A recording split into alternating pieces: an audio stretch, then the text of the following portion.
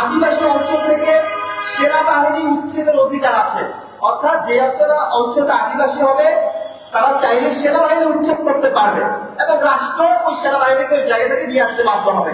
আপনারা দেখে থাকবেন পার্বত্য চট্টগ্রামের উপজাতিরা এই 2007 সালের পর থেকে নিজেদেরকে একের পর এক আদিবাসী দাবি করছে এবং আমাদের ওইখানে যে সেনাবাহিনী আছে তাদেরকে উচ্ছেদের জন্য নানান রকম প্রচার অপপ্রচার শুরু করছে দেশ বিদেশে। আমরা এর কি প্রতিনিধিত্ব জানাই।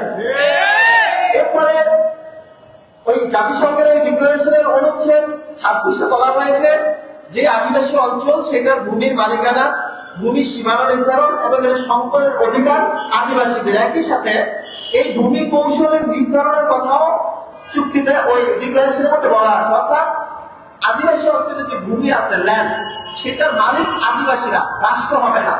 এবং সেই ভূমিতে কে যাবে, কে উচ্ছেদ হবে, পুরোটা নির্ধারণ করবে ওই আদিবাসীরা। ওইটা স্টেট বা রাষ্ট্র ওইখানে কোনো হস্তক্ষেপ করতে পারবে না, এর অধিকার কথা বলা হয়েছে। একইভাবে ওই ডিক্লারেশনের 39 নম্বর অনুচ্ছেদে বলা হয়েছে দেশি বিদেশি আর্থিক ও প্রযুক্তিগত সহায়তা পাওয়ার অধিকার। অর্থাৎ আদিবাসী অঞ্চলে আদিবাসীরা চাইলে বিদেশের সাথে আর্থিক প্রযুক্তিগত চুক্তি করতে পারবে রাষ্ট্রের অনুমোদন ছাড়া। সেই একটা মানে অনুচ্ছেদের বিষয় বলা আছে।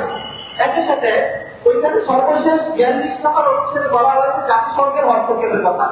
অর্থাৎ আদিবাসী এবং রাষ্ট্রের সাথে যদি কোনো সমস্যার সৃষ্টি হয় তাহলে সেইটার সমাধান করার জন্য জাতিসংঘ হস্তক্ষেপ করতে পারবে।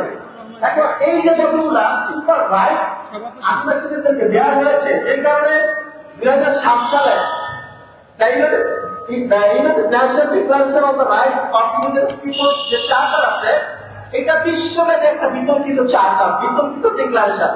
যে কারণে ওই সময় 2007 সালে অনেক রাষ্ট্র এই জাতিসংঘের ডিক্লারেশনে সাইন করে নাই। আমেরিকা করে নাই, কানাডা করে নাই, নিউজিল্যান্ড করে নাই, অস্ট্রেলিয়া করে নাই, বাংলাদেশও করে নাই। পরবর্তীতে আমেরিকা করেছে, কিন্তু এখনো পর্যন্ত বাংলাদেশ ওই ডিক্লারেশনে সাইন করে নাই। কারণ কি? কারণ হচ্ছে বাংলাদেশে কোনো আদিবাসী নাই এবং বাংলাদেশে যারা আছে তারা প্রত্যেকে উপজাতি ক্ষুদ্র নৃগোষ্ঠী।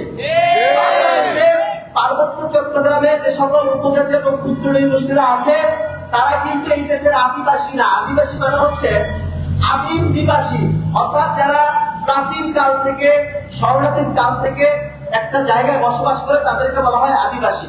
এখন প্রাচীন কাল থেকে এবং শরণার্থীর কাল থেকে বাংলাদেশে কাদের বসবাস? একমাত্র বাঙালিদের বসবাস। তাহলে এই উপজাতিরা বা ক্ষুদ্র নৃগোষ্ঠীরা কোথা থেকে এসছে? আপনার ইতিহাস